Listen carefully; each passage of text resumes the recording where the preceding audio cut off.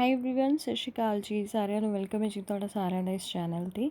ਅੱਜ ਦੀ ਇਸ ਵੀਡੀਓ ਦੇ ਵਿੱਚ ਆਪਾਂ ਪੰਜਾਬੀ ਸਾਹਿਤਕਾਰਾਂ ਦੀ ਲੜੀ ਨੂੰ ਅੱਗੇ ਤੋਰਾਂਗੇ। ਇਸ ਤੋਂ ਪਹਿਲਾਂ ਆਪਾਂ ਕਾਫੀ ਸਾਰੇ ਸਾਹਿਤਕਾਰਾਂ ਬਾਰੇ ਜਾਣ ਚੁੱਕੇ ਹਾਂ ਅਤੇ ਅੱਜ ਇੱਕ ਹੋਰ ਉੱਘੇ ਸਾਹਿਤਕਾਰ ਦੀ ਗੱਲ ਕਰਾਂਗੇ ਜਿਨ੍ਹਾਂ ਦਾ ਨਾਮ ਹੈ ਜੀ ਧਨੀ ਰਾਮ ਚਾਤ੍ਰਿਕ। ਅਤੇ ਇਹਨਾਂ ਦੀ ਰਚਨਾਵਾਂ ਦੇ ਵਿੱਚ ਪੰਜਾਬ ਅਤੇ ਪੰਜਾਬੀਅਤ ਨਾਲ ਪਿਆਰ ਖਾਸ ਤੌਰ 'ਤੇ ਝਲਕਦਾ ਹੈ। ਸੋ ਅੱਜ ਜੀ ਇਹਨਾਂ ਦੇ ਜੀਵਨ ਅਤੇ ਰਚਨਾਵਾਂ ਉੱਪਰ ਇੱਕ ਝਾਤ ਪਾਵਾਂਗੇ ਅਤੇ ਕੁਝ ਜ਼ਰੂਰੀ ਯਾਦ ਰੱਖਣਯੋਗ ਗੱਲਾਂ ਜੋ ਤੁਹਾਨੂੰ ਜਿੰਨੇ ਵੀ ਐਗਜ਼ਾਮ ਹੁੰਦੇ ਨੇ ਉਹਨਾਂ 'ਚ ਜ਼ਰੂਰ ਪੁੱਛੀਆਂ ਜਾਂਦੀਆਂ ਨੇ ਉਹਨਾਂ ਬਾਰੇ ਵੀ ਗੱਲ ਕਰਾਂਗੇ। ਸੋ ਡਿਟੇਲ ਦੇ ਵਿੱਚ ਕਰਦੇ ਹਾਂ ਜੀ ਟੌਪਿਕ ਸਟਾਰਟ। ਧਨੀ ਰਾਮ ਚਾਤ੍ਰਿਕ ਜੀ ਨਾਲ ਅਤੇ ਉਹਨਾਂ ਦੀਆਂ ਰਚਨਾਵਾਂ ਦੇ ਨਾਲ ਪੰਜਾਬੀ ਵਿਦਿਆਰਥੀ ਜਿੰਨੇ ਵੀ ਨੇ, ਖਾਸ ਕਰਕੇ ਪੰਜਾਬ ਬੋਰਡ ਵਾਲੇ, ਉਹਨਾਂ ਦਾ ਪਿਆਰ ਸਕੂਲ ਟਾਈਮ ਤੋਂ ਹੀ ਪਿਆ ਹੋਇਆ। ਕਿਉਂਕਿ ਮੈਨੂੰ ਅੱਜ ਵੀ ਯਾਦ ਹੈ, ਸ਼ਾਇਦ ਉਹ 6ਵੀਂ ਕਲਾਸ ਦੇ ਵਿੱਚ ਸਾਨੂੰ ਇੱਕ ਕਵਿਤਾ ਹੁੰਦੀ ਸੀ ਇਹਨਾਂ ਦੀ, ਤੂੜੀ ਤੰਦ ਸਾਂਭਹਾੜੀ ਵੇਚ ਵੱਟ ਕੇ, ਲੰਬੜਾ ਅਤੇ ਸ਼ਾਹਾਂ ਦਾ ਹਿਸਾਬ ਕੱਟ ਕੇ। ਸੋ ਉਹ ਵਾਲੀ ਕਵਿਤਾ ਜੋ ਹੈ ਜੀ ਉਹ ਅੱਜ ਵੀ ਯਾਦ ਹੈ ਕਿਉਂਕਿ ਬਹੁਤ ਹੀ ਖੂਬਸੂਰਤੀ ਨਾਲ ਪੇਸ਼ ਕੀਤੀ ਹੋਈ ਸੀ ਅਤੇ ਇੱਕ ਜੱਟ ਦੇ ਬਾਰੇ ਉਹਨਾਂ ਨੇ ਜੋ ਦਾ ਜੀਵਨ ਬਿਰਤਾਂਤ ਜੋ ਸੀ ਇੱਕ ਛੋਟੀ ਜਿਹੀ ਕਵਿਤਾ ਦੇ ਵਿੱਚ ਉਹਨਾਂ ਨੇ ਕਿਸ ਤਰ੍ਹਾਂ ਲਿਖਿਆ। ਸੋ ਬਹੁਤ ਸੋਹਣੀ ਮਿਸਾਲ ਸੀ ਉਹਦੀ। ਸੋ ਇਸ ਤਰ੍ਹਾਂ ਦੀਆਂ ਹੋਰ ਵੀ ਬਹੁਤ ਸਾਰੀਆਂ ਰਚਨਾਵਾਂ ਧਨੀ ਰਾਮ ਚਾਤ੍ਰਿਕ ਜੀ ਨੇ ਪੰਜਾਬੀ ਸਾਹਿਤ ਦੀ ਝੋਲੀ ਵਿੱਚ ਪਾਈਆਂ। ਸੋ ਇਹਨਾਂ ਦਾ ਜਨਮ ਜੋ ਹੈ ਜੀ ਅਕਤੂਬਰ 1876 ਦੇ ਵਿੱਚ ਪੱਸੀਆਂ ਜ਼ਿਲ੍ਹਾ ਸਿਆਲਕੋਟ ਵਿੱਚ ਹੋਇਆ ਸੀ, ਪਰ ਬਚਪਨ ਇਹਨਾਂ ਦਾ ਲੋਪੋਕੇ ਜ਼ਿਲ੍ਹਾ ਅੰਮ੍ਰਿਤਸਰ ਵਿੱਚ ਹੀ ਬਤੀਤ ਹੋਇਆ। ਬਚਪਨ ਵਿੱਚ ਚਾਤ੍ਰਿਕ ਰਾਸਾਂ, ਮੇਲੇ ਅਤੇ ਛਿੰਝਾਂ ਵੇਖਦਾ ਅਤੇ ਲੋਕ ਗੀਤਾਂ ਦਾ ਰਸ ਮਾਣਦਾ ਰਿਹਾ। ਇਸ ਤਰ੍ਹਾਂ ਉਸਨੂੰ ਪੇਂਡੂ ਪੰਜਾਬੀ ਜੀਵਨ ਦਾ ਤਜਰਬਾ ਹੋ ਗਿਆ ਅਤੇ ਕਵਿਤਾ ਲਿਖਣ ਦਾ ਸ਼ੌਂਕ ਜੋ ਹੈ ਪੈ ਗਿਆ। ਤੁਹਾਨੂੰ ਜੀ ਇਹ ਵਾਲੇ ਕੁਐਸਚਨ ਕਈ ਵਾਰੀ ਪੁੱਛੇ ਜਾਂਦੇ ਨੇ ਕਿ ਇਹਨਾਂ ਨੂੰ ਸਾਹਿਤ ਲਿਖਣ ਦੀ ਲਾਗ ਕਿੱਥੋਂ ਲੱਗੀ, ਜਾਂ ਇਹਨਾਂ ਦੇ ਸਾਹਿਤਕ ਸਫ਼ਰ ਦੀ ਸ਼ੁਰੂਆਤ ਕਿਵੇਂ ਹੋਈ, ਜਾਂ ਇਹਨਾਂ ਨੂੰ ਸਾਹਿਤ ਲਿਖਣ ਦੀ ਪ੍ਰੇਰਨਾ ਕਿਵੇਂ ਮਿਲੀ। ਸੋ ਤੁਹਾਨੂੰ ਹਰ ਇੱਕ ਕਵੀ, ਹਰ ਇੱਕ ਰਾਈਟਰ ਬਾਰੇ ਪਤਾ ਹੋਣਾ ਚਾਹੀਦਾ। ਅੰਮ੍ਰਿਤਸਰ ਵਿੱਚ ਭਾਈ ਵੀਰ ਸਿੰਘ ਦੇ ਸੰਪਰਕ ਵਿੱਚ ਆਉਣ ਨਾਲ ਇਹ ਸ਼ੌਂਕ ਹੋਰ ਵੱਧ ਗਿਆ ਅਤੇ ਆਪ ਨੇ ਭਾਈ ਸਾਹਿਬ ਦੀ ਪ੍ਰੈਸ ਵਿੱਚ ਨੌਕਰੀ ਕਰ ਲਈ। ਇੱਥੇ ਚਾਤ੍ਰਿਕ ਨੇ ਸਦਾਚਾਰਕ ਰੰਗ ਵਿੱਚ ਰੰਗੀ ਕਵਿਤਾ ਸ਼ੁਰੂ ਕੀਤੀ। ਆਧੁਨਿਕ ਕਾਲ ਦੀ ਪਹਿਲੀ ਪੀੜ੍ਹੀ ਦੇ ਕਵੀਆਂ ਵਿੱਚ ਧਨੀ ਰਾਮ ਚਾਤ੍ਰਿਕ ਸਭ ਤੋਂ ਹਰਮਨ ਪਿਆਰਾ ਕਵੀ ਹੈ। ਇੱਕ ਜੀ ਇਹ ਵਾਲੇ ਕੁਐਸਚਨ ਬਹੁਤ ਆਉਂਦੇ ਨੇ ਕਿ ਕਿਹੜੀ ਪੀੜ੍ਹੀ ਦੇ ਕਵੀ ਨੇ। ਸੋ ਧਨੀ ਰਾਮ ਚਾਤ੍ਰਿਕ ਜੋ ਨੇ ਜੀ ਉਹ ਪਹਿਲੀ ਪੀੜ੍ਹੀ ਦੇ ਕਵੀਆਂ ਵਿੱਚ ਆਉਂਦੇ ਨੇ। ਇਸ ਦਾ ਮੁੱਖ ਕਾਰਨ ਇਹੋ ਹੈ ਕਿ ਉਹ ਆਮ ਲੋਕਾਂ ਦਾ ਅਤੇ ਆਮ ਲੋਕਾਂ ਲਈ ਲਿਖਣ ਵਾਲਾ ਇੱਕ ਲੇਖਕ ਕਵੀ ਸੀ। ਉਸਨੇ ਪਹਿਲਾਂ ਰਵਾਇਤੀ ਰੰਗ ਅਨੁਸਾਰ ਕਿੱਸਾਕਾਰੀ ਤੋਂ ਕਵਿਤਾ ਲਿਖਣੀ ਸ਼ੁਰੂ ਕਰਕੇ ਸਮੇਂ ਦੀ ਮੰਗ ਅਨੁਸਾਰ ਆਪਣੇ ਆਪ ਨੂੰ ਢਾਲਿਆ ਅਤੇ ਛੋਟੀਆਂ ਕਵਿਤਾਵਾਂ ਦੇ 4 ਸੰਗ੍ਰਹਿ ਪੰਜਾਬੀ ਕਵਿਤਾ ਨੂੰ ਦਿੱਤੇ। ਉਸਨੇ ਅੱਗੇ ਲਿਖੀਆਂ ਕਾਵਿ ਰਚਨਾਵਾਂ ਪੰਜਾਬੀ ਸਾਹਿਤ ਨੂੰ ਦਿੱਤੀਆਂ। ਸੋ ਜੀ ਅੱਗੇ ਇਹਨਾਂ ਦੀਆਂ ਰਚਨਾਵਾਂ ਦੀ ਗੱਲ ਹੋਣ ਜਾ ਰਹੀ ਹੈ। ਭਰਥਰੀ-ਹਰੀ, ਨਲ ਦਮਯੰਤੀ, ਧਰਮਬੀਰ, ਚੰਦਨਵਾੜੀ, ਕੇਸਰ ਕਿਆਰੀ, ਨਵਾਂ ਜਹਾਨ, ਸੂਫੀ ਖਾਨਾ ਅਤੇ ਨੂਰ ਜਹਾਂ ਬਾਦਸ਼ਾਹ ਬੇਗਮ। ਚਾਤ੍ਰਿਕ ਨੇ ਆਧੁਨਿਕ ਕਵੀਆਂ ਵਿੱਚ ਸਭ ਤੋਂ ਵੱਧ ਕਾਵਿ ਰਚਨਾ ਕੀਤੀ। ਚਾਤ੍ਰਿਕ ਤੋਂ ਪਹਿਲਾਂ ਭਾਈ ਵੀਰ ਸਿੰਘ ਦੁਆਰਾ ਛੋਟੀਆਂ ਕਵਿਤਾਵਾਂ ਲਿਖਣ ਦਾ ਮੁੱਢ ਬੰਨ੍ਹਿਆ ਜਾ ਚੁੱਕਿਆ ਸੀ, ਪਰ ਇਹ ਚਾਤ੍ਰਿਕ ਹੀ ਸੀ ਜਿਸ ਨੇ ਸਭ ਤੋਂ ਪਹਿਲਾਂ ਛੋਟੀ ਕਵਿਤਾ ਵਿੱਚ ਅਧਿਆਤਮਕ ਵਾਦ ਤੋਂ ਛੁੱਟ ਸਮਾਜਿਕ, ਸਦਾਚਾਰਕ, ਸਥਾਨਕ, ਦੇਸ਼ ਪਿਆਰ, ਕੁਦਰਤ ਪਿਆਰ ਅਤੇ ਪ੍ਰੇਮ ਭਾਵ ਆਦਿ ਵਿਸ਼ਿਆਂ ਨੂੰ ਲਿਆਂਦਾ। ਜਿਵੇਂ ਭਾਈ ਵੀਰ ਸਿੰਘ ਜੀ ਸੀਗੇ, ਉਹਨਾਂ ਦਾ ਜੀ ਜ਼ਿਆਦਾ ਝੁਕਾਅ ਜੋ ਸੀ ਉਹ ਅਧਿਆਤਮ ਵੱਲ ਸੀ, ਬਟ ਉਸ ਤੋਂ ਬਾਅਦ ਇਹਨਾਂ ਨੇ ਧਨੀ ਰਾਮ ਚਾਤ੍ਰਿਕ ਜੀ ਨੇ ਆ ਕੇ ਹੋਰ ਜਿੰਨੇ ਵੀ ਇਸ਼ੂ ਸੀ ਸਾਰਿਆਂ ਨੂੰ ਲੈ ਕੇ ਆਏ ਕਵਿਤਾ ਦੇ ਵਿੱਚ। ਛੰਦਾਬੰਦੀ ਦੇ ਪੱਖ ਤੋਂ ਚਾਤ੍ਰਿਕ ਦੀ ਰਚਨਾ ਨਾ ਕੇਵਲ ਨਿਰਦੋਸ਼ ਹੀ ਹੈ ਅਤੇ ਤੋਲ ਤੁਕਾਂ ਰਾਗ ਦੇ ਪੱਖ ਤੋਂ ਉੱਤਮ ਦਰਜੇ ਦੀ ਕਿਰਤ ਹੈ, ਸਗੋਂ ਉਸਨੇ ਪੰਜਾਬੀ ਕਵਿਤਾ ਦੇ ਰੂਪ ਨੂੰ ਢਾਲਣ ਲਈ ਕਈ ਨਵੀਆਂ ਦੇਣਾਂ ਵੀ ਦਿੱਤੀਆਂ। ਧਨੀ ਰਾਮ ਚਾਤ੍ਰਿਕ ਨੇ ਫਾਰਸੀ ਕਾਵਿ ਰੂਪ ਰੁਬਾਈ, ਇਹ ਜੀ ਕੁਐਸਚਨ ਇੰਪੋਰਟੈਂਟ ਹੈ, ਫਾਰਸੀ ਕਾਵਿ ਰੂਪ ਹੁੰਦਾ ਹੈ ਰੁਬਾਈ ਦੇ ਅਸਲ ਤੋਲ ਨੂੰ ਮੁੱਖ ਰੱਖ ਕੇ ਰੁਬਾਈਆਂ ਲਿਖੀਆਂ, ਜਦ ਕਿ ਭਾਈ ਵੀਰ ਸਿੰਘ ਨੇ ਇਸ ਤੋਲ ਨੂੰ ਵਿਗਾੜ ਕੇ ਉਸਨੂੰ ਤੁਰਿਆਈ ਦਾ ਨਾਂ ਦੇ ਕੇ ਕਵਿਤਾਵਾਂ ਲਿਖੀਆਂ ਸੀ। ਠੀਕ ਹੈ ਜੀ। ਰੁਬਾਈ ਦੇ ਅਰਬੀ ਫਾਰਸੀ ਵਾਲੇ ਅਸਲ ਤੋਲ ਨੂੰ ਵਰਤਣਾ ਚਾਤ੍ਰਿਕ ਦੇ ਹਿੱਸੇ ਹੀ ਆਇਆ ਹੈ ਅਤੇ ਹੋਰ ਕਿਸੇ ਕਵੀ ਦੇ ਨਹੀਂ। ਇਸ ਤੋਂ ਬਿਨਾਂ ਅਰਬੀ ਫਾਰਸੀ ਦੇ ਹੋਰ ਤੋਲਾਂ ਨੂੰ ਇੰਨੀ ਬਹੁਲਤਾ ਅਤੇ ਸਫਲਤਾ ਨਾਲ ਵਰਤਣ ਵਿੱਚ ਕੋਈ ਕਵੀ ਚਾਤ੍ਰਿਕ ਦਾ ਟਾਕਰਾ ਨਹੀਂ ਕਰ ਸਕਿਆ। ਉਸਨੇ ਇਕਬਾਲ ਦੀ ਪ੍ਰਸਿੱਧ ਕਵਿਤਾ ਸ਼ਿਕਵਾ ਨੂੰ ਉਸਦੇ ਅਸਲ ਉਰਦੂ ਬਹਿਰ ਨੂੰ ਮੁੱਖ ਰੱਖ ਕੇ ਹੀ ਪੰਜਾਬੀ ਵਿੱਚ ਪਲਟਾਇਆ। ਚਾਤ੍ਰਿਕ ਤੋਂ ਪਹਿਲਾਂ ਮੌਲਾ ਬਖਸ਼ ਕੁਸ਼ਤਾ ਦਾ ਗਜ਼ਲ ਸੰਗ੍ਰਹਿ ਦੀਵਾਨੇ ਕੁਸ਼ਤਾ ਛਪ ਚੁੱਕਿਆ ਸੀ, ਪਰ ਜੋ ਰਸ ਤੇ ਸਫਲਤਾ ਚਾਤਰਿਕ ਦੀਆਂ ਗਜ਼ਲਾਂ ਨੂੰ ਹਾਸਿਲ ਹੈ ਉਹ ਕੁਸ਼ਤਾ ਦੀਆਂ ਗਜ਼ਲਾਂ ਨੂੰ ਵੀ ਨਹੀਂ ਮਿਲੀ। ਚਾਤਰਿਕ ਦੀਆਂ ਗਜ਼ਲਾਂ ਵਿੱਚ ਮੌਲਿਕਤਾ ਹੈ, ਪਰ ਕੁਸ਼ਤਾ ਦੀਆਂ ਗਜ਼ਲਾਂ ਤਾਂ ਅਨੁਵਾਦ ਹੀ ਜਾਪਦੇ ਨੇ। ਚਾਤਰਿਕ ਬਿਆਨੀਆ ਕਵਿਤਾ ਦਾ ਬਾਦਸ਼ਾਹ ਹੈ। ਸੋ ਜੀ ਬਹੁਤ ਇੰਪੋਰਟੈਂਟ ਪੁਆਇੰਟ ਸਾਰੇ ਨੇ, ਸਾਰੇ ਹੀ ਤੁਸੀਂ ਨਾਲ ਦੀ ਨਾਲ ਨੋਟ ਡਾਊਨ ਕਰਿਆ ਕਰੋ ਆਪਣੇ। ਚਾਤਰਿਕ ਨੇ ਪੰਜਾਬੀ ਕਵਿਤਾ ਦੀ ਇੱਕ ਹੋਰ ਨਵੀਂ ਸੇਵਾ ਇਹ ਕੀਤੀ ਕਿ ਉਸਨੇ ਪੰਜਾਬੀ ਕਵੀ ਦਰਬਾਰ ਆਦਿ ਨੂੰ ਆਰੰਭਣ ਅਤੇ ਨਿਭਾਉਣ ਵਿੱਚ ਵੱਧ ਚੜ੍ਹ ਕੇ ਹਿੱਸਾ ਲਿਆ। ਚਾਤਰਿਕ ਦੀ ਅਸਲ ਮਹਾਨਤਾ ਉਸਦੀ ਸ਼ੈਲੀ, ਉਸਦੇ ਬਿਆਨ ਅਤੇ ਉਸਦੀ ਠੇਠ ਬੋਲੀ ਕਰਕੇ ਹੈ। ਇੱਕ ਕੁਐਸਚਨ ਨੂੰ ਇਹ ਵੀ ਪੁੱਛਿਆ ਜਾਂਦਾ ਹੈ ਕਿ ਇਹਨਾਂ ਨੇ ਆਪਣੇ ਕਾਵਿ ਸੰਗ੍ਰਹਿਆਂ ਦੇ ਵਿੱਚ ਕਿਸ ਤਰ੍ਹਾਂ ਦੀ ਬੋਲੀ ਲਿਖੀ ਹੈ, ਤਾਂ ਜੀ ਇਹ ਠੇਠ ਬੋਲੀ ਲਿਖਦੇ ਸੀ। ਉਹ ਰਾਗ ਅਤੇ ਤੋਲ ਤੁਕਾਂਤ ਦਾ ਉਸਤਾਦ ਕਵੀ ਹੈ। ਸਰਲ ਬੋਲੀ ਦੀ ਵਰਤੋਂ ਕਰਨ ਅਤੇ ਬਿਆਨ ਨੂੰ ਸੰਪੂਰਨਤਾ ਨਾਲ ਨਿਭਾਉਣ ਵਿੱਚ ਉਸਦੇ ਟਾਕਰੇ ਵਿੱਚ ਉਸਦਾ ਸਾਨੀ ਕੋਈ ਹੀ ਹੋਵੇਗਾ। ਇਹਨਾਂ ਗੁਣਾਂ ਕਰਕੇ ਉਸ ਦੀਆਂ ਮੇਲੇ ਵਿੱਚ ਜੱਟ, ਰਾਧਾ ਸੰਦੇਸ਼, ਵਿਸਾਖੀ ਦਾ ਮੇਲਾ, ਬਸੰਤ, ਸੁਰਗੀ ਜਿਉੜੇ, ਦੇਸ਼ ਪੰਜਾਬ, ਹਾਏ ਜਵਾਨੀ ਆਦਿ ਕਵਿਤਾਵਾਂ ਸਦਾ ਅਮਰ ਰਹਿਣ ਵਾਲੀਆਂ ਹਨ। ਮੇਲੇ ਵਿੱਚ ਜੱਟ ਦਾ ਦ੍ਰਿਸ਼ ਖਿੱਚਦਿਆਂ ਚਾਤਰਿਕ ਦੇ ਹੇਠ ਲਿਖੇ ਬੋਲ ਆਪ ਬੋਲ ਕੇ ਕਹਿ ਰਹੇ ਹਨ ਕਿ ਚਾਤਰਿਕ ਲੋਕ ਕਵੀ ਹੈ। ਸੋ ਜੀ ਉਹੀ ਕਵਿਤਾ ਹੈ। ਤੂੜੀ ਤੰਦ ਸਾਂਭ ਹਾੜੀ ਵੇਚ ਵੱਟ ਕੇ, ਲੰਬੜਾਂ ਤੇ ਸ਼ਾਹਾਂ ਦਾ ਹਿਸਾਬ ਕੱਟ ਕੇ, ਮੀਂਹ ਦੀ ਉਡੀਕ ਤੇ ਸਿਆੜ ਕੱਢ ਕੇ, ਮਾਲ ਟਾਂਡਾ ਸਾਂਭਣੇ ਨੂੰ ਚੂੜਾ ਛੱਡ ਕੇ, ਪੱਗ ਝੱਗਾ ਚਾਦਰ ਨਵਾਂ ਸਵਾਈ ਕੇ, ਸੰਮਾਂ ਵਾਲੀ ਡਾਂਗ ਉੱਤੇ ਤੇਲ ਲਾਈ ਕੇ, ਕੱਛੇ ਮਾਰ ਵੰਝਲੀ ਆਨੰਦ ਛਾ ਗਿਆ, ਮਾਰਦਾ ਦਮਾਮਾ ਜੱਟ ਮੇਲੇ ਆ ਗਿਆ, ਮਾਰਦਾ ਦਮਾਮੇ ਜੱਟ ਮੇਲੇ ਆ ਗਿਆ। ਸੋ ਚਾਤਰਿਕ ਜੋ ਹੈ ਜੀ ਉਹ ਜੀਵਨ ਦੇ ਯਥਾਰਥ ਦਾ ਕਵੀ ਹੈ। ਉਹ ਧਰਤੀ ਦਾ ਪੱਲਾ ਨਹੀਂ ਛੱਡਦਾ। ਉਹ ਭਾਈ ਵੀਰ ਸਿੰਘ ਵਾਂਗ ਰਹੱਸਵਾਦ ਦੀ ਗੱਲਾਂ ਕਰਦੇ ਸਮੇਂ ਵੀ ਧਰਤੀ ਨਾਲੋਂ ਆਪਣਾ ਸੰਬੰਧ ਨਹੀਂ ਤੋੜਦਾ ਅਤੇ ਅਰਸ਼ੀ ਉਡਾਰੀਆਂ ਨਹੀਂ ਮਾਰਦਾ। ਉਸ ਦੀ ਕਵਿਤਾ ਯਥਾਰਥ ਦਾ ਪ੍ਰਤੀਬਿੰਬ ਹੈ। ਇਸੇ ਕਰਕੇ ਹੀ ਡਾਕਟਰ ਗੋਪਾਲ ਸਿੰਘ ਦਰਦੀ ਚਾਤਰਿਕ ਨੂੰ ਤਜਰਬੇ ਦਾ ਕਵੀ ਆਖਦੇ ਹਨ। ਚਾਤਰਿਕ ਦੀਆਂ ਕਵਿਤਾਵਾਂ ਦੀ ਬੋਲੀ ਸਰਲਤਾ ਅਤੇ ਮਿਠਾਸ ਭਰੀ ਹੈ। ਸੁਚੱਜੀ ਸ਼ਬਦ ਚੋਣ, ਮੁਹਾਵਰਿਆਂ ਦੀ ਸਯੋਗ ਵਰਤੋਂ ਅਤੇ ਪਿੰਡਾਂ ਵਿੱਚ ਵਰਤੇ ਜਾਣ ਵਾਲੇ ਆਮ ਸ਼ਬਦ ਉਸ ਦੀ ਕਵਿਤਾ ਦਾ ਸ਼ਿੰਗਾਰ ਹਨ। ਵਿਸਾਖੀ ਦਾ ਮੇਲਾ ਵਿੱਚ ਕਵੀ ਲਿਖਦਾ ਹੈ, ਪੱਕ ਪਈਆਂ ਕਣਕਾਂ ਲੁਕਾਟ ਰਸਿਆ, ਬੂਰ ਪਿਆ ਅੰਬਾਂ ਨੂੰ ਗੁਲਾਬ ਹੱਸਿਆ। ਬਾਗਾਂ ਉੱਤੇ ਰੰਗ ਫੇਰਿਆ ਬਹਾਰ ਨੇ, ਬੇਰੀਆਂ ਲਿਫਾਈਆਂ ਟਾਹਣੀਆਂ ਦੇ ਭਾਰ ਨੇ, ਪੁੰਗਰੀਆਂ ਵੇਲਾਂ ਰੁੱਖੀ ਝੜੀਆਂ, ਫਲਾਂ ਹੇਠੋਂ ਪਲਾਂ ਨੇ ਪਰੋਈਆਂ ਲੜੀਆਂ। ਅਤੇ ਸਾਵਨ ਦੀ ਕਵਿਤਾ ਵਿੱਚ ਵੀ ਕਵੀ ਨੇ ਯਥਾਰਥਕ ਦ੍ਰਿਸ਼ ਖਿੱਚਿਆ ਹੈ।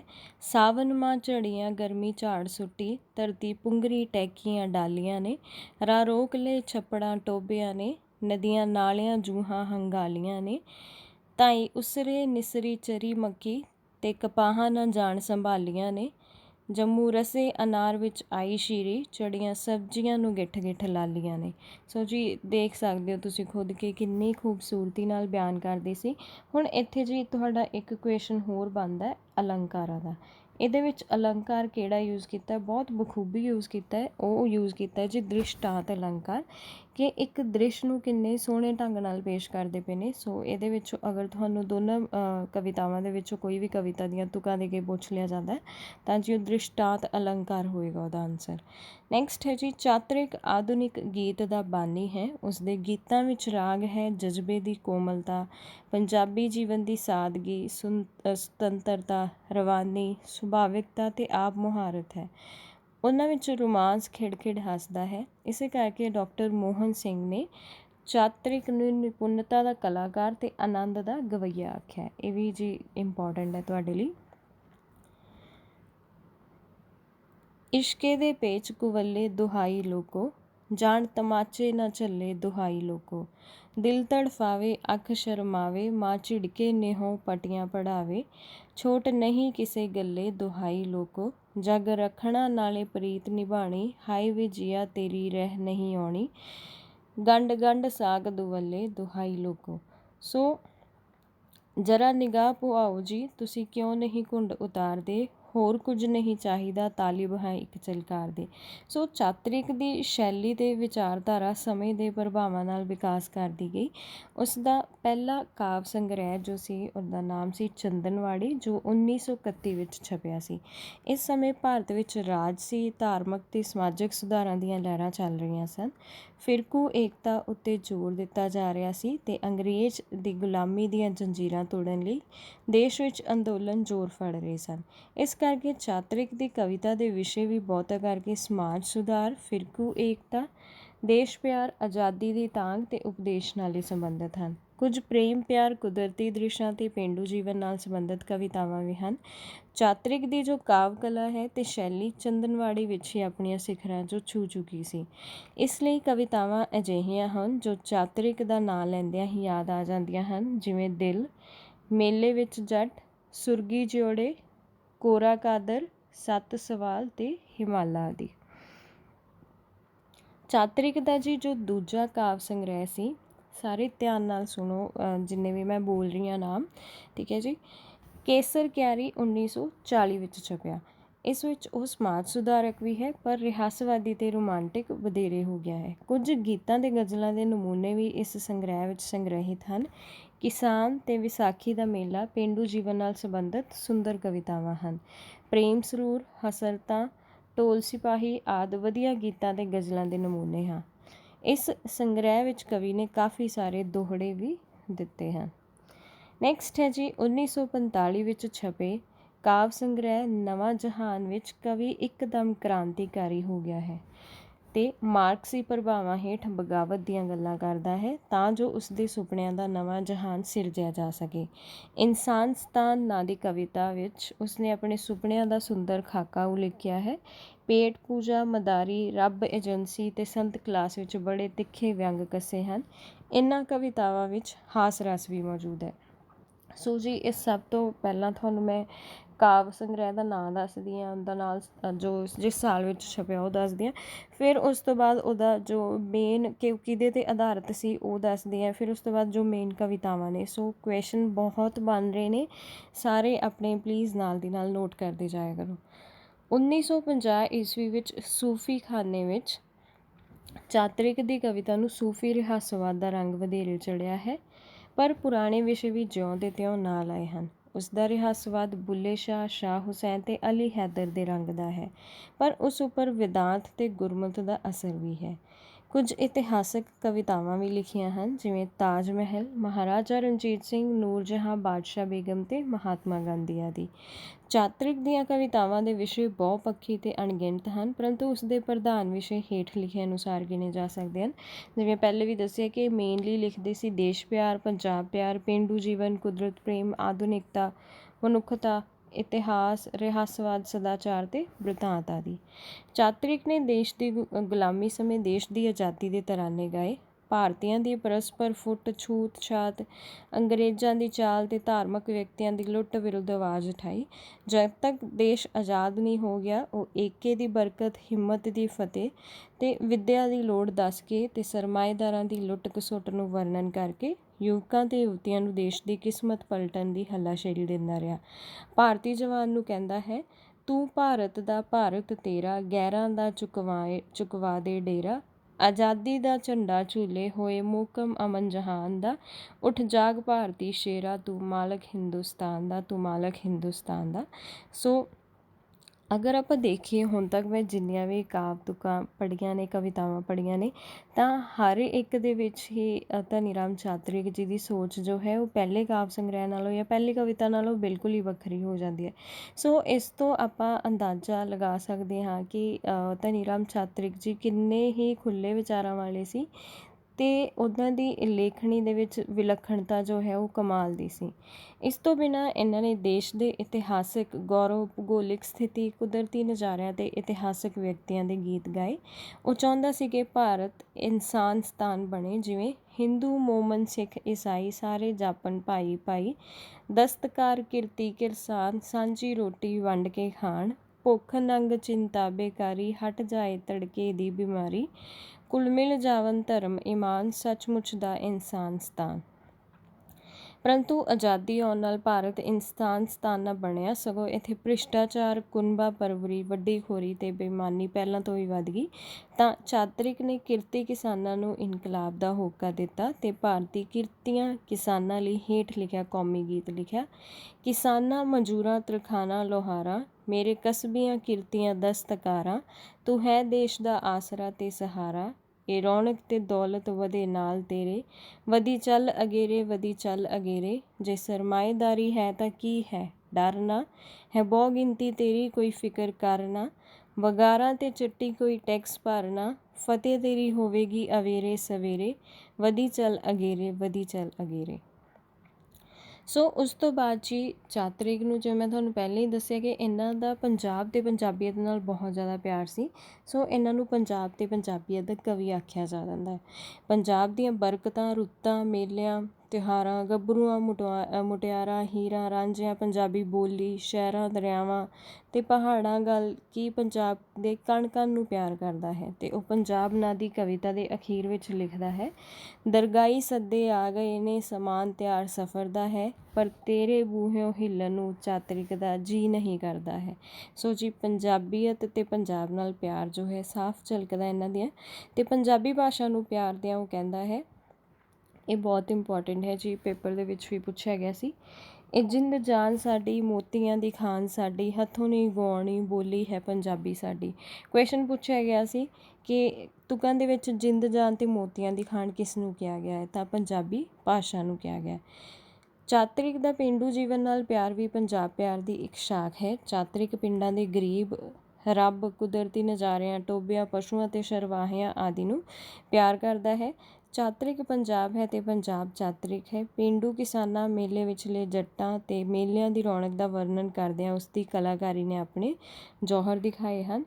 ਥਾਈਂ ਥਾਈਂ ਖੇਡਾਂ ਦੇ ਪੰਘੂੜੇ ਆਏ ਨੇ, ਜੋਗੀਆਂ ਮਦਾਰੀਆਂ ਤਮਾਸ਼ੇ ਲਾਏ ਨੇ, ਵੰਝਲੀ ਲੰਗੋਟਾ ਕਾਟੋ ਤੂੰਬਾ ਵੱਜਦੇ, ਛਿੰਝ ਵਿੱਚ ਸੂਰੇ ਪਹਿਲਵਾਨ ਗੱਜਦੇ, ਇਕੱਠਾ ਹੋ ਕੇ ਆਇਆ ਮੇਲਾ ਸਾਰੇ ਜੱਗ ਦਾ, ਭੀੜ ਵਿੱਚ ਮੋਢੇ ਨਾਲ ਮੋਢਾ ਵੱਜਦਾ। ਚਾਤਰਿਕ ਕੁਦਰਤ ਦਾ ਚਿਤੇਰਾ ਵੀ ਹੈ। ਉਸ ਨੂੰ ਭਾਈ ਵੀਰ ਸਿੰਘ ਵਾਂਗ ਹਰ ਥਾਂ ਕੁਦਰਤ ਵਿੱਚ ਕਾਦਰ ਦੇ ਝਲਕਾਰੇ ਨਹੀਂ ਦਿਖਾਈ ਦਿੰਦੇ, ਅਤੇ ਨਾ ਹੀ ਪੂਰਨ ਸਿੰਘ ਵਾਂਗ ਉਹ ਕੁਦਰਤ ਨੂੰ ਜੀਵਨ ਅਤੇ ਰੋਮਾਂਟਿਕ ਰੂਪ ਵਿੱਚ ਵੇਖਦਾ ਹੈ, ਸਗੋਂ ਉਹ ਕੁਦਰਤ ਦੀਆਂ ਤਸਵੀਰਾਂ ਖਿੱਚਦਾ ਹੈ। ਕੁਦਰਤ ਦੇ ਯਥਾਰਥਕ ਸਰੂਪ ਨੂੰ ਚਿਤਰਦਿਆਂ ਉਸ ਦੀ ਕਲਾ ਸਿਖਰਾਂ ਛੂੰਹਦੀ ਹੈ। ਦੇਖੋ ਹਿਮਾਲਾ ਦਾ ਵਰਣਨ ਕਿਵੇਂ ਕੀਤਾ ਇਹਨਾਂ ਨੇ, ਕੁਦਰਤ ਦੇ ਹੱਥਾਂ ਦੀ ਚਿਣੀ, ਚਟਾਨਾਂ ਦੀ ਦੀਵਾਰ ਹਿਮਾਲਾ, ਸੋਹਜਾਂ ਦਾ ਬਾਜ਼ਾਰ, ਖੁਦਾਈ ਰਹਿਮਤ ਦਾ ਭੰਡਾਰ ਹਿਮਾਲਾ, ਇੰਦਰ ਰਾਜੇ ਦੇ ਲਸ਼ਕਰਾਂ ਦਾ ਕੋਟ ਕਿੰਗਰੇਦਾਰ ਹਿਮਾਲਾ, ਬਾਬੇ ਆਦਮ ਦੇ ਵੇਲੇ ਦਾ ਜਟਾ ਜੂਟ ਕੋਈ ਸੰਤ ਉਦਾਸੀ, ਬੂਟੀਆਂ ਧਾਤਾਂ ਦੀ ਭਰ ਬਗੜੀ, ਬੈਠਾ ਆਸਨ ਖੋਲ ਸੰਨਿਆਸੀ। ਸੋ ਜੀ ਮੈਂ ਇੰਨੀਆਂ ਕਵਿਤਾਵਾਂ ਕਦੀ ਨਹੀਂ ਸੀ ਪੜ੍ਹੀਆਂ ਇਹਨਾਂ ਦੀਆਂ, ਧਨੀ ਰਾਮ ਚਾਤਰਿਕ ਦੀਆਂ। ਮੈਨੂੰ ਨਹੀਂ ਸੀ ਪਤਾ ਕਿ ਇਹ ਇੰਨੇ ਜ਼ਿਆਦਾ ਟੌਪਿਕਸ 'ਤੇ ਲਿਖਦੇ ਨੇ। ਸੋ ਬਹੁਤ ਸੋਹਣਾ ਹੀ ਇਹਨਾਂ ਨੇ ਜੋ ਹੈ ਕੀਤਾ ਹੋਇਆ ਬਖਾਣ ਇਹਦਾ। ਇਸ ਤੋਂ ਬਿਨਾਂ ਚਾਤਰਿਕ ਨੇ ਕੁਦਰਤ ਵਰਣਨ 'ਚ ਇੰਦਰਿਆਈ ਰਸ ਵੀ ਪ੍ਰਾਪਤ ਕੀਤਾ ਹੈ। ਕੁਦਰਤ ਨੂੰ ਪਿਛੋਕੜ ਵਿੱਚ ਸਵੈ ਪ੍ਰਗਟਾਵੇ ਲਈ, ਚਿੰਨ੍ਹਾਂ ਅਤੇ ਅਲੰਕਾਰਾਂ ਲਈ ਵੀ ਵਰਤਿਆ ਹੈ। ਕੁਦਰਤ ਦਾ ਮਾਨਵੀਕਰਨ ਵੀ ਮਿਲਦਾ ਹੈ। ਕੁਝ ਥਾਵਾਂ 'ਤੇ ਕੁਦਰਤ ਮਨੁੱਖੀ ਦੁੱਖਾਂ ਵਿੱਚ ਭਾਈਵਾਲ ਵੀ ਬਣੀ ਹੈ, ਪਰ ਸਮੁੱਚੇ ਰੂਪ ਵਿੱਚ ਚਾਤਰਿਕ ਕੁਦਰਤ ਦੇ ਚਿੱਤਰ ਹੀ ਖਿੱਚਦਾ ਹੈ। ਹਾਏ ਜਵਾਨੀ, ਭੈੜਾ ਜੀ ਅਤੇ ਹੋਰ ਅਨੇਕਾਂ ਗਜ਼ਲਾਂ ਅਤੇ ਗੀਤ ਮਨੁੱਖੀ ਮਨ ਦੀਆਂ ਮੂਲ ਪ੍ਰਵਿਰਤੀਆਂ ਨਾਲ ਸੰਬੰਧਿਤ ਹਨ। ਇਹ ਚਾਤਰਿਕ ਦੀ ਕਵਿਤਾ ਦਾ ਮਾਨਵਾਦੀ ਅੰਸ਼ ਹੈ। ਚਾਤਰਿਕ ਦੇ ਕਿੱਸਿਆਂ ਵਿੱਚ ਮਹੱਤਵਪੂਰਨ ਗੱਲ ਉਸ ਦਾ ਰਹੱਸਵਾਦ ਹੈ। ਇਹ ਭਾਵੇਂ ਸੂਫੀਵਾਦ ਉੱਪਰ ਆਧਾਰਿਤ ਹੈ, ਪਰ ਉੱਪਰ ਭਾਰਤੀ ਵੇਦਾਂਤ ਅਤੇ ਗੁਰਮਤਿ ਦਾ ਅਸਰ ਵੀ ਹੈ। ਸੂਫੀ ਖਾਨੇ ਵਿੱਚ ਇਹ ਰੰਗ ਉਗੜਿਆ ਹੈ ਅਤੇ ਇਹਦੇ ਕੁਝ ਨਮੂਨੇ ਦਿੱਤੇ ਹੋਏ ਨੇ ਜੀ ਸੂਫੀ ਖਾਨੇ ਦੇ। ਸਈਓ ਨੀ ਸਾਨੂੰ ਕੁਝ ਨਾ ਆਖੋ, ਛੱਡ ਦਿਓ ਲੰਮੀ ਡੋਰ ਨੀ, ਕਾਂਸ਼ੀ ਕਾਬਾ ਕੋਈ ਨਾ ਦਿਸਦਾ, ਆਇਆ ਐਸਾ ਲੋਰ ਨੀ।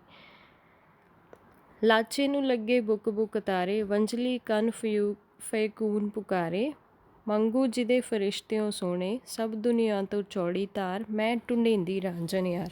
ਸੋ ਸੂਫੀ ਖਾਨੇ ਦੇ ਵਿੱਚ ਜੀ ਇਹਨਾਂ ਦਾ ਇਸ ਤਰ੍ਹਾਂ ਦਾ ਜੋ ਹੈ ਨਮੂਨੇ ਵੇਖਣ ਨੂੰ ਮਿਲਦੇ ਨੇ, ਅਤੇ ਵੇਦਾਂਤ ਦਾ ਅਸਰ ਵੀ ਇਹਨਾਂ 'ਤੇ ਕਾਫੀ ਡੂੰਘਾ ਸੀ। ਮੈਂ ਜਾਹਿਦ ਰਿੰਦ ਦਾਨਾ ਮੂੜ, ਸੂਫੀ ਮਸਤ ਸਭ ਕੁਝ ਜੇ, ਨਾ ਫੋਲੋ ਦੋਸਤੋ ਬੁਚਕੀ ਮੇਰੇ ਐਬਾਂ ਸਵਾਬਾਂ ਦੀ। ਸੋ ਚਾਤਰਿਕ ਦੇ ਗੀਤ ਅਤੇ ਗਜ਼ਲਾਂ ਵਿੱਚ ਉਸਦੇ ਪ੍ਰੇਮ ਭਾਵ ਦੇਖੇ ਜਾ ਸਕਦੇ ਹਨ। ਕੁਝ ਬਿਆਨੀਆਂ ਕਵਿਤਾਵਾਂ ਰਾਧਾ ਸੰਦੇਸ਼, ਸੀਤਾ ਸੰਦੇਸ਼ ਆਦਿ ਵੀ ਪ੍ਰੇਮ ਭਾਵ ਵਰਣਨ ਕਰਦੀਆਂ ਹਨ। ਸੋ ਜੀ ਇਹਨਾਂ ਗੱਲਾਂ ਕਰਕੇ ਹੀ ਧਨੀ ਰਾਮ ਚਾਤਰਿਕ ਨੂੰ ਪੰਜਾਬੀ ਦਾ ਮਹਾਨ ਕਵੀ ਕਿਹਾ ਜਾਂਦਾ ਹੈ। ਸੋ ਹੁਣ ਗੱਲ ਕਰਾਂਗੇ ਜੀ ਕੁਝ ਯਾਦ ਰੱਖਣਯੋਗ ਗੱਲਾਂ ਜਿਨ੍ਹਾਂ 'ਤੇ ਤੁਹਾਨੂੰ ਕੁਐਸਚਨ ਪੁੱਛੇ ਜਾ ਸਕਦੇ ਨੇ। ਸਭ ਤੋਂ ਪਹਿਲਾਂ ਹੈ ਜੀ ਕਿ ਧਨੀ ਰਾਮ ਚਾਤਰਿਕ ਜੋ ਨੇ ਉਹ ਆਧੁਨਿਕ ਕਾਲ ਦੇ ਹਰਮਨ ਪਿਆਰੇ ਕਵੀਆਂ 'ਚੋਂ ਇੱਕ ਨੇ। ਉਸਨੇ ਪੰਜਾਬੀ ਸਾਹਿਤ ਨੂੰ ਭਰਥਰੀ ਹਰੀ, ਨਾਲ ਦਮਯੰਤੀ, ਧਰਮਵੀਰ, ਚੰਦਨਵਾੜੀ, ਕੇਸਰ ਕਿਆਰੀ, ਨਵਾਂ ਜਹਾਨ, ਸੂਫੀ ਖਾਨਾ ਅਤੇ ਨੂਰਜਹਾਂ ਬਾਦਸ਼ਾਹ ਬੇਗਮ ਕਾਵਿ ਪੁਸਤਕਾਂ ਦਿੱਤੀਆਂ। ਚਾਤਰਿਕ ਪਹਿਲਾ ਕਵੀ ਹੈ ਜਿਸ ਨੇ ਅਧਿਆਤਮਵਾਦ ਤੋਂ ਇਲਾਵਾ ਸਮਾਜਿਕ, ਸਦਾਚਾਰਕ, ਸਥਾਨਕ, ਦੇਸ਼ ਪਿਆਰ, ਕੁਦਰਤ ਪਿਆਰ ਆਦਿ ਵਿਸ਼ਿਆਂ 'ਤੇ ਕਵਿਤਾ ਲਿਖੀ। ਚਾਤਰਿਕ ਦੀ ਛੋਟੀ ਕਵਿਤਾ ਛੰਦਾਬੰਦੀ ਦੇ ਲਿਹਾਜ਼ ਤੋਂ ਨਿਰਦੋਸ਼ ਹੈ। ਗਜ਼ਲ, ਦੋੜਾ, ਗੀਤ, ਰੁਬਾਈ, ਕਾਫੀ ਆਦਿ ਕਈ ਰੂਪ ਵਰਤੇ। ਰੁਬਾਈ, ਗਜ਼ਲ ਤੇ ਹੋੜ ਉਰਦੂ ਫਾਰਸੀ ਛੰਦਾਂ ਨੂੰ ਸਫਲਤਾ ਨਾਲ ਨਿਭਾਇਆ। ਉਰਦੂ ਦੇ ਜਗਤ ਪ੍ਰਸਿੱਧ ਕਵੀ ਇਕਬਾਲ ਦੀ ਸ਼ਿਕਵਾ ਨੂੰ ਉਸਦੇ ਅਸਲ ਬਹਿਰ ਵਿੱਚ ਹੀ ਉਲਥਾਇਆ। ਚਾਤਰਿਕ ਨੇ ਪੰਜਾਬੀ ਕਵੀ ਦਰਬਾਰਾਂ ਦਾ ਮੁੱਢ ਬੰਨ੍ਹਿਆ, ਪੰਜਾਬੀ ਸਭਾ ਕਾਇਮ ਕੀਤੀ। ਚਾਤਰਿਕ ਦੀ ਅਸਲ ਮਹਾਨਤਾ ਉਸਦੀ ਸ਼ੈਲੀ, ਉਸਦੇ ਬਿਆਨ ਅਤੇ ਉਸਦੀ ਬੋਲੀ ਕਰਕੇ ਹੈ। ਰਾਗ ਅਤੇ ਤੋਲ ਤੁਕਾਂਤ ਦਾ ਉਸਤਾਦ ਹੈ। ਉਹ ਧਰਤੀ ਦਾ ਕਵੀ ਹੈ ਜਦਕਿ ਭਾਈ ਵੀਰ ਸਿੰਘ ਅਰਸ਼ਾਂ ਦਾ ਕਵੀ ਸੀ। ਚਾਤਰਿਕ ਜੀਵਨ ਦੇ ਯਥਾਰਥ ਦੇ ਗੀਤ ਗਾਉਂਦਾ ਹੈ। ਚਾਤਰਿਕ ਦੇ ਗੀਤ ਹਲਕੇ ਫੁਲਕੇ, ਕੋਮਲ ਭਾਵਾਂ ਨਾਲ ਭਰਪੂਰ, ਵਲਵਲੇ ਅਤੇ ਆਪ ਮੁਹਾਰੇਪਨ ਨਾਲ ਭਰੇ ਹੋਏ ਹੁੰਦੇ ਹਨ। ਉਸਦੀ ਵਿਚਾਰਧਾਰਾ ਵਿੱਚ ਵਿਕਾਸ ਹੋਇਆ ਹੈ। ਚੰਦਨਵਾੜੀ ਦੇ ਵਿਸ਼ੇ ਉਸ ਸਮੇਂ ਦੇ ਹਾਲਾਤ ਅਨੁਸਾਰ ਸਮਾਜ ਸੁਧਾਰਕ, ਸਦਾਚਾਰਕ ਉਪਦੇਸ਼, ਜਵਾਨੀ ਅਤੇ ਪ੍ਰੇਮ ਨਾਲ ਸੰਬੰਧਿਤ ਹਨ ਅਤੇ ਇਹਨਾਂ ਦੀ ਜੀ ਕਾਵਿ ਕਲਾ ਸਿਖਰ 'ਤੇ ਪੁੱਜ ਚੁੱਕੀ ਸੀ। ਇਸ ਤੋਂ ਇਲਾਵਾ ਜੀ ਇੱਕ ਲਾਸਟ ਹੋਰ ਇੰਪੋਰਟੈਂਟ ਪੁਆਇੰਟ ਸੀਗਾ ਜੋ ਉੱਥੇ ਕਵਰ ਨਹੀਂ ਸੀ ਹੋ ਰਿਹਾ। 1911 ਵਿੱਚ ਚਾਤਰਿਕ ਜੋ ਨੇ ਇਹ ਅੰਮ੍ਰਿਤਸਰ ਤੋਂ ਬੰਬਈ ਚਲੇ ਗਏ ਸੀ ਜਿੱਥੇ ਉਹਨਾਂ ਨੇ ਪੰਜਾਬੀ ਦਾ ਨਵਾਂ ਟਾਈਪ ਇਜਾਦ ਕੀਤਾ। 1924 ਵਿੱਚ ਅੰਮ੍ਰਿਤਸਰ ਆ ਕੇ ਸਟੈਂਡਰਡ ਟਾਈਪ ਫਾਊਂਡਰੀ ਜਾਰੀ ਕੀਤੀ ਅਤੇ ਸੁਦਰਸ਼ਨ ਪ੍ਰੈਸ ਦੀ ਸਥਾਪਨਾ ਕੀਤੀ। ਭਾਈ ਕਾਨ ਸਿੰਘ ਨਾਭਾ ਦਾ ਗੁਰਸ਼ਬਦ ਰਤਨਾਕਰ ਮਹਾਨ ਕੋਸ਼ 4 ਜਿਲਦਾਂ ਵਿੱਚ ਵੀ ਉਸਨੇ ਹੀ ਉਚੇਰੇ ਟਾਈਪ ਵਿੱਚ ਢਾਲ ਕੇ ਛਾਪਣ ਦਾ ਪ੍ਰਬੰਧ ਕੀਤਾ। ਪੰਜਾਬੀ ਸਾਹਿਤ ਸਭਾਵਾਂ ਦੇ ਕਾਰਜ ਵਿੱਚ ਵੀ ਉਸਨੇ ਵਿਸ਼ੇਸ਼ ਦਿਲਚਸਪੀ ਦਿਖਾਈ ਅਤੇ 1926 ਵਿੱਚ ਚਾਤਰਿਕ ਪੰਜਾਬੀ ਸਭਾ ਦਾ ਪ੍ਰਧਾਨ ਬਣਿਆ। ਸੋ ਇਹ ਵੀ ਇੰਪੋਰਟੈਂਟ ਹੈ ਜੀ। ਚਾਤਰਿਕ ਨੇ ਪੰਜਾਬੀ ਸਾਹਿਤ ਨੂੰ ਆਪਣੀ ਬਹੁਪੱਖੀ ਪ੍ਰਤਿਭਾ ਨਾਲ ਮਾਲਾਮਾਲ ਕੀਤਾ। ਇੱਕ ਜੀ ਇਹਦੇ ਵਿੱਚ ਹੋਰ ਹੈ ਲਾਸਟ ਦੇ ਵਿੱਚ ਪੁਆਇੰਟ, ਉਹ ਵੀ ਮੈਂ ਤੁਹਾਨੂੰ ਦੱਸ ਦਿੰਦੀ ਹਾਂ। ਉਕਤ ਸਤਰਾਂ ਤੋਂ ਸਪਸ਼ਟ ਹੈ ਕਿ ਕਵੀ ਨੇ ਟਕਸਾਲੀ ਅਤੇ ਠੇਠ ਪੰਜਾਬੀ ਬੋਲੀ ਵਿੱਚ ਕਵਿਤਾਵਾਂ ਲਿਖੀਆਂ। ਚਾਤਰਿਕ ਦੀਆਂ ਕਵਿਤਾਵਾਂ ਪੁਰਾਤਨ, ਰਵਾਇਤੀ ਅਤੇ ਆਧੁਨਿਕ ਕਵਿਤਾ ਵਿਚਾਲੇ ਪਾੜੇ ਨੂੰ ਮੇਲਣ ਲਈ ਕੜੀ ਜਾਂ ਪੁੱਲ ਦਾ ਕੰਮ ਕਰਦੀਆਂ ਹਨ। ਉਸ ਦੀ ਕਵਿਤਾ ਪੰਜਾਬੀ ਸੱਭਿਆਚਾਰ ਅਤੇ ਕੌਮੀ ਜੀਵਨ ਦੀ ਸੁੰਦਰ ਝਲਕ ਪੇਸ਼ ਕਰਦੀ ਹੈ। ਅਤੇ ਜੀ ਇਹ ਪੁਆਇੰਟ ਇੰਪੋਰਟੈਂਟ ਸੀਗਾ। 1951 ਵਿੱਚ ਉਸਨੂੰ ਅਭਿਨੰਦਨ ਗ੍ਰੰਥ ਭੇਟ ਕੀਤਾ ਗਿਆ ਅਤੇ ਭਾਸ਼ਾ ਵਿਭਾਗ ਪੰਜਾਬ ਵੱਲੋਂ ਸਨਮਾਨਿਤ ਕੀਤਾ ਗਿਆ। 18 ਦਸੰਬਰ 1954 ਨੂੰ ਪੰਜਾਬੀ ਦੇ ਇਸ ਸੁਪ੍ਰਸਿੱਧ ਕਵੀ ਦੀ ਅੰਮ੍ਰਿਤਸਰ ਵਿਖੇ ਮੌਤ ਹੋ ਗਈ। ਸੋ ਇਹ ਜੀ ਬਹੁਤ ਹੀ ਅਗਰ ਦੇਖਿਆ ਜਾਵੇ ਤਾਂ ਸਾਹਿਤ ਦੇ ਵਿੱਚ ਯੋਗਦਾਨ ਪਾਇਆ ਧਨੀ ਰਾਮ ਚਾਤਰਿਕ ਜੀ ਨੇ। ਇਹਨਾਂ 'ਤੇ ਕੁਐਸਚਨ ਬਹੁਤ ਪੁੱਛੇ ਜਾਂਦੇ ਨੇ, ਖਾਸ ਕਰਕੇ ਇਹਨਾਂ ਦੀਆਂ ਪੰਜਾਬ ਦੇ ਉੱਪਰ ਲਿਖੀਆਂ ਹੋਈਆਂ ਕਵਿਤਾਵਾਂ ਵਿੱਚੋਂ। ਸੋ ਸਾਰਾ ਜਿੰਨਾ ਵੀ ਮੈਂ ਦੱਸਿਆ ਇੱਕ ਵਾਰੀ ਜ਼ਰੂਰ ਪੜ੍ਹਿਓ। ਅਤੇ ਸੌਰੀ ਜੀ ਅਗਰ ਮੇਰੀ ਬੋਲਣ ਦੀ ਸਪੀਡ ਥੋੜ੍ਹੀ ਜਿਹੀ ਜ਼ਿਆਦਾ ਹੋਵੇ ਕਿਉਂਕਿ ਵੀਡੀਓ ਕਾਫੀ ਵੱਡੀ ਬਣਦੀ ਸੀ। ਸੋ ਮੈਂ ਨਹੀਂ ਸੀ ਚਾਹੁੰਦੀ ਕਿ ਇਹਦੇ 2 ਪਾਰਟਸ ਕੀਤੇ ਜਾਣ ਕਿਉਂਕਿ ਫਿਰ ਉਹ ਸਵਾਦ ਨਹੀਂ ਰਹਿੰਦਾ ਵੀਡੀਓ ਵੇਖਣ ਦਾ। ਸੋ ਇਸ ਕਰਕੇ ਇੱਕ ਪਾਰਟ 'ਚ ਹੀ ਮੈਂ ਕੋਸ਼ਿਸ਼ ਕੀਤੀ ਕਵਰ ਕਰਨ ਦੀ। ਸੋ ਸਟਿਲ ਅਗਰ ਕਿਸੇ ਨੂੰ ਵੀ ਕੋਈ ਕਨਫਿਊਜ਼ਨ ਹੈ ਤਾਂ ਜੀ ਤੁਸੀਂ ਕਮੈਂਟ ਕਰਕੇ ਪੁੱਛ ਸਕਦੇ ਹੋ। ਬਾਕੀ ਕੁਛ ਗਲਤ ਬੋਲ ਦਿੱਤਾ ਹੋਵੇ ਤਾਂ ਉਹਦੇ ਲਈ ਮਾफ़ੀ ਚਾਹੁੰਦੀ ਹਾਂ। ਅਤੇ ਆਈ ਹੋਪ ਕਿ ਸਾਰਿਆਂ ਨੂੰ ਵੀਡੀਓ ਜ਼ਰੂਰ ਪਸੰਦ ਹੋਈ ਹੋਏਗੀ ਅਤੇ ਬਾਕੀਆਂ ਨਾਲ ਵੀ ਜ਼ਰੂਰ ਸ਼ੇਅਰ ਕਰਿਓ ਅਤੇ ਚੈਨਲ ਨੂੰ ਲਾਈਕ ਅਤੇ ਸਬਸਕ੍ਰਾਈਬ ਜ਼ਰੂਰ ਕਰਿਓ। ਥੈਂਕ ਯੂ ਜੀ, ਥੈਂਕਸ ਫੋਰ ਵਾਚਿੰਗ।